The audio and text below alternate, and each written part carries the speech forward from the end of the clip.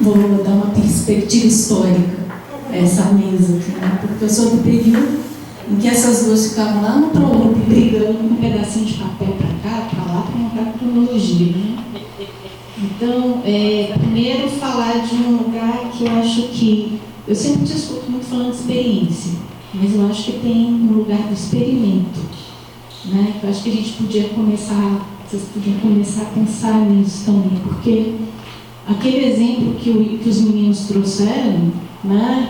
Aquela articulação entre a morte do Luciano, Brasília, a gente já fez tantos experimentos, né? Já foi por década, já foi horizontal, já foi vertical, já foi de tanto jeito, né? Então, e quando eu vejo essa mesa aqui, eu acho que tem essa potência do experimento que pode dar errado, que eu acho que é muito diferente do que eu vejo acontecendo para fora.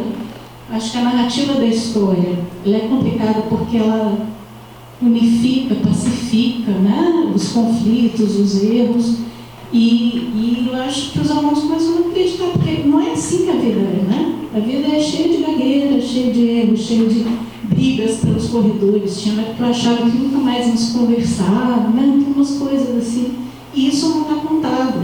Aí, na hora que vem o texto, parece que é tudo lindo, maravilhoso. Então, acho que a gente tem que aprender a narrar. Outra coisa para vocês pensarem, né? Narrar na gagueira, no desconforto, e assumir isso de alguma forma, porque fica todo mundo achando que a gente é tudo, nossa, povo brilhante, bem esclarecido, bem colocado, né?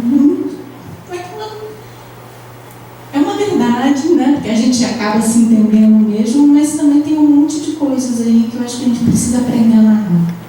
Experimento, narrar as gagueiras, os lados B mesmo de verdade, né, da história, porque eu acho que os alunos vão confiar mais na gente, né? E depois, tentando articular um pouco o que eu vi aqui, porque eu fico muito feliz mesmo, assim, sabe, de ver assim, um monte de gente que eu nunca nem vi. E pensando na questão do tempo, da complexidade, do que a gente precisa dar conta, enquanto pessoas que pensam no espaço, né? Rita falou da história desamarrada. E aí a gente precisa aprender a falar dentro dessa história desamarrada para chegar na complexidade. Não é assim que funciona? E aí eu vou perguntar para vocês, porque o único que eu vi desamarrando para se rearrumar depois que encontrou aqui foi o Ricardo. Né? Então, minha pergunta é nesse encontro, né? Porque eu saí enquanto vocês estavam chegando, então não acompanhei. Aí fico pensando o que em cada um o outro desamarrou. Porque aí é quando a gente começa a criar o transdisciplinar mesmo, né? Porque o interdisciplinar, não ficar cada um falando do seu, mesmo que junto, ainda é o discurso da tolerância, né? Então você escreve aqui, eu escrevo aqui, a gente... Na hora que a gente começa a se desmanchar, né, e Margarete começa a escrever a história de um jeito diferente do do Ricardo, aí eu acho que tem uma coisa aí acontecendo da história desamarrada e que ajuda a gente a tentar sair do buraco que a gente está hoje. Né? Então,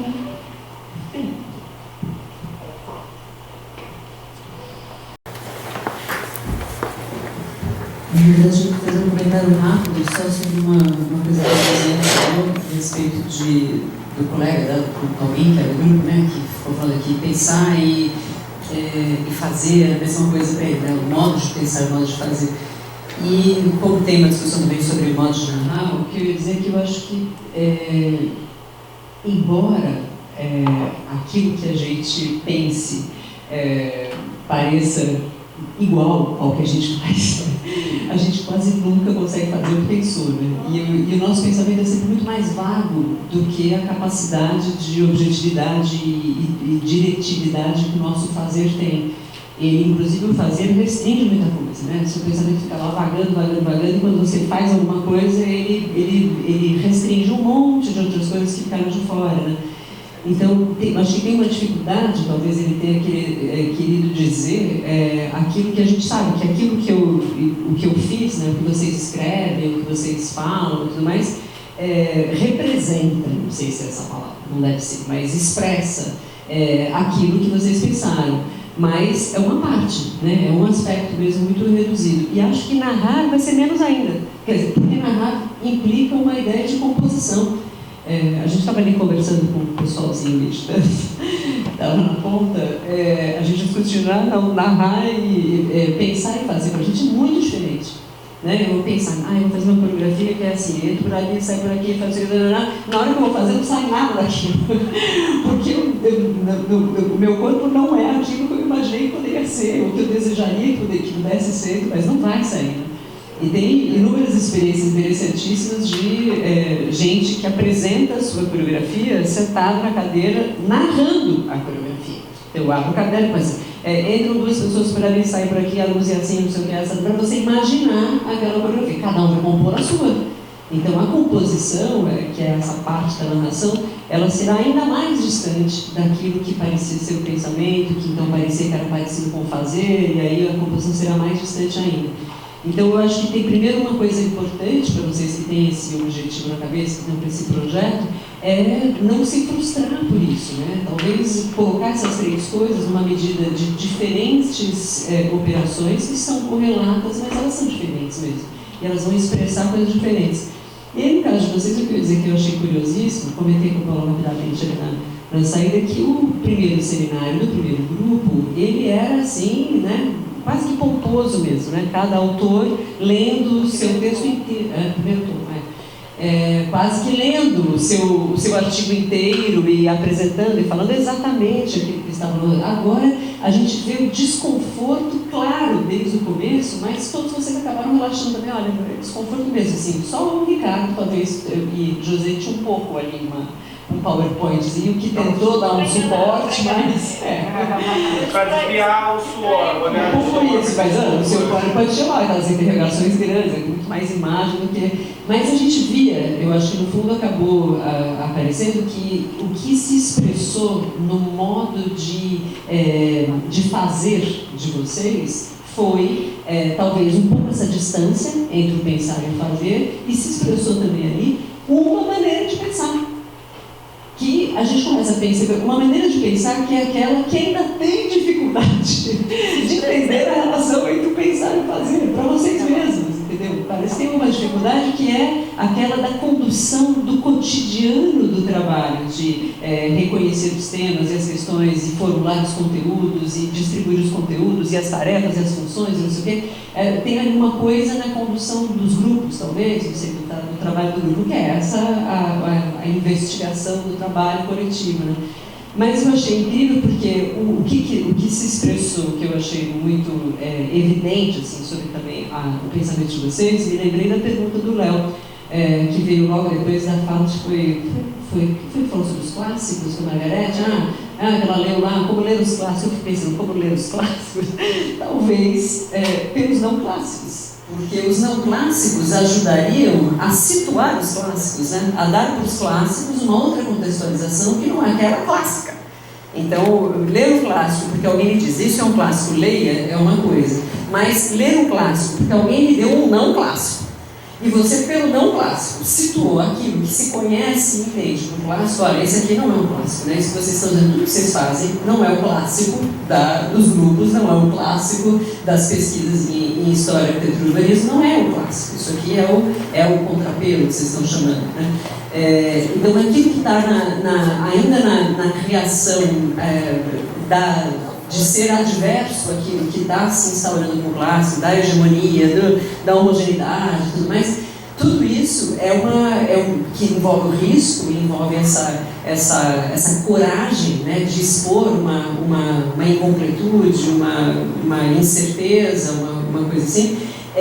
Tudo isso acho que acabou como eu chamo isso, por contraponto, acabou revelando um pouco embora todos vocês tenham falado, vocês falaram e nomearam as dificuldades, mas, no entanto, talvez a dificuldade maior tenha se ficado claro, se expressado como uma tentativa de 3 coisas que são consideradas operações diferentes, mas que estão totalmente relacionadas, essas 3 coisas, né, pensar, narrar e fazer, essas 3 operações diferentes, elas, no entanto, implicam posições diferentes, né, procedimentos que vão cutucar em coisas pouco habituais e pouco treinadas, sei lá, pouco conhecidas também da parte de vocês.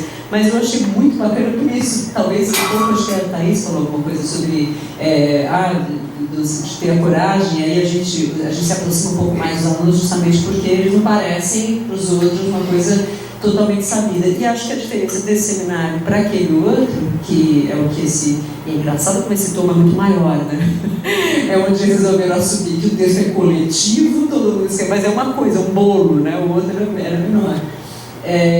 Eu ia só apontar para vocês essa impressão que eu tive da diferença dos 2 livros terem focado coisas e terem resultado em seminários também muito diferentes quanto àquilo que eles expressam em relação à posição que vocês estão assumindo e chegando no desafio de vocês.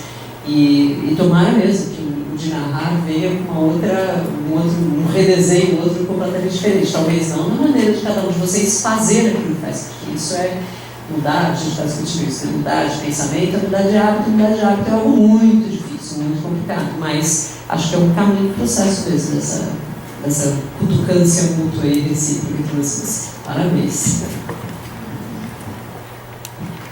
Alguém mais? Que a gente vai ter que fechar, mas olha, já fica o convite para todo mundo que tem uma acarajé lá fora com cerveja, né, para a gente conversar mais informalmente ainda. Não vou responder nada, fica lá para fora. Só quero agradecer a presença de Thaís e Fabiana aqui. Fabiana que foi lá no módulo de pensar lá no Rio também. E Thaís que fez parte da pesquisa durante anos, que espero que volte.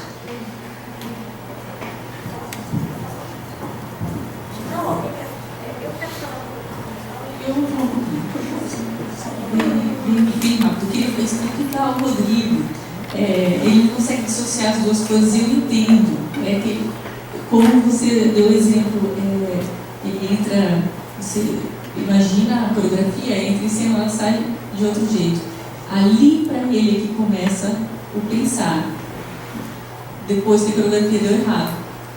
É um pouco isso. Depois que, puxa, todas as hipóteses que eu tinha, a documentação não comprovou, aquilo que eu imaginava como um problema de investigação era outro, o que eu pressupus funcionava de outro jeito, pelo menos dentro do fazer histórico, é um pouco nessa direção.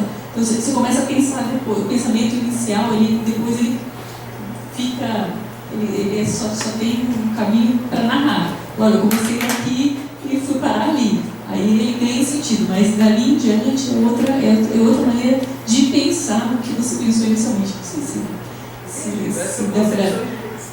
dá para entender. E sobre o desconforto, eu queria falar rapidinho. Eu acho que ele é interminável. Eu imagino, eu dou aula há 28 anos. Acho que a motivação fundamental é manter o desconforto vivo. Se algum dia eu me sentir completamente desconfortável com a pesquisa, com o debate, com os alunos, aí provavelmente estou um pouco doente, precisando de ajuda. Então, a gente aviso todo mundo. Se eu estiver cheio de certezas, manda fazer uma checagem psicológica que deve ter algum problema. Porque o mundo é essencialmente complexo. Então, eu peço para os alunos responderem uma pergunta muito simples. Explica em uma frase como é que você veio parar no curso de História. Tá? Primeiro está aqui. Primeiro que pega a palavra, começa a falar, percebe que ele precisa de 5 histórias para me narrar como ele chegou até ali. Então, tá vendo? Se uma decisão como essa, pessoal, você pode mudar agora, só vai ter que brigar com sua família no Natal, é difícil de responder. Por que você acha que os processos históricos são fáceis? Então, é isso. Nossa pesquisa é por aí mesmo. Obrigada. Eu queria falar em 2 direções. Primeiro, eu queria agradecer muito a fala da Fabiana, da Thaís também, porque é uma fala quase que histórica, né? E a Thaís realmente nos acompanhou, menina ainda, né, começando lá nos corredores ali do Ipu, né, não, para o UB mesmo e depois do Ipu. E é engraçado, mas eu não tenho a impressão de brigar com o Paulo. A gente usa essa palavra entre nós, quando fala dos alunos, na mítica que a gente constrói sobre as nossas gerações, a gente até usa essa palavra. Mas o que eu acho que a gente fazia ali era afetar-se mutuamente, era implicar-se em alguma coisa que já não era ela nem era eu. Era uma coisa que estava entre nós, entendeu? Então, eram discussões que às vezes a gente tinha, parava num determinado ponto e semanas, meses depois, aí uma falava, pois é, naquele dia, no mês de maio, quando você falou às 20 horas e 32 minutos, aquilo ali, eu fiquei pensando, e acho que é isso. Então era uma coisa dessa natureza, e obrigada pelo seu depoimento. Mas eu queria falar do desamarrar, tá? E de você ter visto isso só publicado. Acho que a gente vai ter que mudar essa noção também de amarrar ou desamarrar como se fossem atos claramente discerníveis, entendeu? É evidente que toda identidade é contrastiva e relacional. Aprendi isso lá em Campinas, é uma verdade que eu mantenho, né? Então o que acontece? Aqui nesse grupo, a gente está sendo desamarrado, ainda que isso não apareça de uma maneira tão clara no modo de narrar. Mas está trabalhando isso no nosso corpo, nas nossas formas de discursivas, na nossa forma de apresentação. Então, há uma contaminação e é isso que é o que conta, entendeu? É que vai se contaminando pouco a pouco. Bom, então não sei. Então, acho que às vezes não aparece, mas está ali. Já está latejando, já está reverberando em algum lugar. Eu queria falar também, eu queria agradecer e dizer que nós temos aqui, eu queria agradecer a contribuição da Fabiana, porque a Fabiana, que também nos acompanha já há um bom tempo, seja no Corpo Cidade, porque aqui tem o reverso, não sei se é reverso, mas tem uma outra configuração, que é o Corpo Cidade, né? E então temos 10 anos de convívio com a palavra da Fabiana, que também é uma provocação pontual assim, e de enorme potência, e que ajuda a tocar o que ficou vago e que é necessário que seja dito como verdade contingente. Então, até alguém me dizer que eu não estou contaminada por elas, eu me sinto contaminada, não está visível, mas é. Tá? Tem certa verdade, aprendi lá em Campinas que identidade contrastiva relacional, por isso não pode ser expressa em objetos externos, porque um ícone jamais será uma identidade, os ícones quebram, a identidade não, e por aí vai. Né? Isso aí em 94, aquela gente de Campinas, Stuart Hall, enchendo minha cabeça. Né? Bom, então aprendi isso um pouco ali, e isso mantém-se. Né? Como nenhum de nós aqui duvida que houve um golpe, nenhum de nós duvida que houve um holocausto, por aí vai, é verdade. Se mantém, né? A Terra não é plana. Então tem uma outra coisa, Fabiana, quero agradecer, porque você nos ajuda a falar certas coisas que não foram, talvez, muito claras. E falar uma frasezinha, que o que acontece, acho que ali com o Rodrigo, que passou pela fala do Rodrigo, e às vezes, mesmo no nosso texto começa dizendo que a gente não dissocia pensar e fazer, e que é um pensar em ato. Sabe o que faltou dizer ali? Em suas condições de possível, em suas condições de possibilidade. Porque, evidente, o que a gente pensa, a gente não necessariamente pratica. E não necessariamente também sequer é visto pelos outros como aquilo que a gente está praticando, como aquilo que a gente pensou que está fazendo. Então, essa dissociação, ela é necessária, mas é também necessário um movimento ao inverso. Quer dizer, é um pensar em ato, né? Mas é das suas condições de possibilidade. A gente pensou várias coisas, conseguiu fazer esse texto, entendeu? Conseguiu narrar dessa forma. Eu não sei, talvez o volume 3 vai ter apenas só poesia. Aí vai ser bem magnífico, pode ser, não sei. Outra coisa que eu queria dizer é sobre os clássicos. Os clássicos são aqueles que não são clássicos, que não foram clássicos, que insistiram em serem subordinados de alguma forma. Né? Eu acho que nós estamos longe, eu estou longe dessa disso, mas eu insisto, eu acho que e isso com a ajuda de vocês, é essa ajuda que eu agradeço cotidianamente a Paola. Eu insisto em pensar e colocar perguntas, acho que todos nós faz isso. E ficamos também aflitos, e ficamos também, hoje até brincaram comigo que eu ia subir um sapato de salto porque a minha sandália é alta, mas é justamente você ter certezas, mas saber as contingentes, é aquilo que nós podemos pensar neste momento, nestas condições de possibilidade do que a gente está pensando. Estabelecer que há verdades contingentes, mas não uma verdade que é causal e que vai. É isso. Mas de qualquer forma, acho que já falei tudo que eu queria. Quer falar? Desculpe, só rapidinho, assim, porque eu queria juntar mesmo as duas falas e agradecer para as duas, tanto para a Thaís quanto para a Fabiana, porque eu acho importante ter uma espécie de meta-reflexão, né? É uma debatedora constante. E o melhor sintoma da desamarração de todo mundo, e do tanto que todo mundo torceu um ao outro aqui, é o fato da gente ter vindo desarrumado para a apresentação. Porque aí, não, e é muito jóia, porque a gente está conseguindo transformar seminário em seminário de fato. E não em apresentação acadêmica, de comunicação, não, assim, a gente estava ontem de noite conversando sobre o que continua a avançar agora de manhã, na hora que a gente reuniu, e a gente vem aqui tornar pública a conversa. Então, isso é, para mim, seminário. Então, isso é o melhor jeito de dizer assim.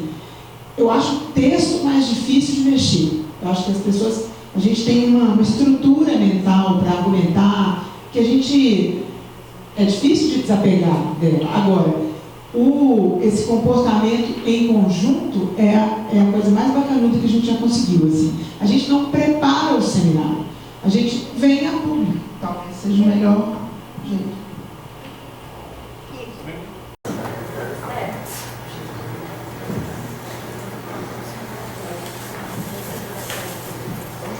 Bom, agora, só para finalizar, eu acho que voltando à pergunta anterior de Léo sobre a escrita do texto, assim, acho que tem uma questão que é importante, assim, que é dos nossos... primeiro que aqui no laboratório a gente é sempre incentivado a criar os nossos próprios métodos, a muitas vezes subverter os métodos que nos são dados, né? E a passagem de um experimento, de uma experimentação através desses métodos para uma tradução, muitas vezes num texto, nas nossas dissertações, tem sempre essa dificuldade, né, que a gente se depara. E eu lembrei de uma outra experiência que não foi transformar esses métodos ou essas metáforas em texto, que foi justamente a criação do site, né? Para quando a gente foi colocar esse novo site, como ele está com essa cara, colocar no ar, né? Porque a gente foi ter conversas com Margarete no Rio, ela vinha para cá e toda vez que a gente apresentava a nossa visão do que era nebulosa para ela, ela falava, mas não é isso, não tem como fazer isso, a nebulosa não tem como ser traduzida assim, e a gente tem que de alguma forma encarar isso que a gente estava falando do risco, encarar essa perda, esse erro, essa redução, né, nessa passagem da tradução, mas que em todos esses momentos, e agora falando de maneira muito pessoal, assim, né, desde que eu estou aqui, eu me senti construindo uma liberdade, uma autonomia que eu acho que o grupo de pesquisa do laboratório nos dá, inclusive de poder organizar o seminário. Paola não ficou controlando, dizendo já foi feito, fez, não fez. É tudo muito livre nesse sentido de permitir que a gente faça e dizer, converse com quem for preciso para fazer. Então, eu acho que a gente fecha dessa maneira. Fecha, mas não fecha, né? Porque esses medos que a gente encara quando a gente transforma nossos estudos em texto, eles também não fecham, eles continuam. Esse debate continua no grupo do WhatsApp ainda aqui. E continua agora na Acarajé também, na cerveja. Obrigado.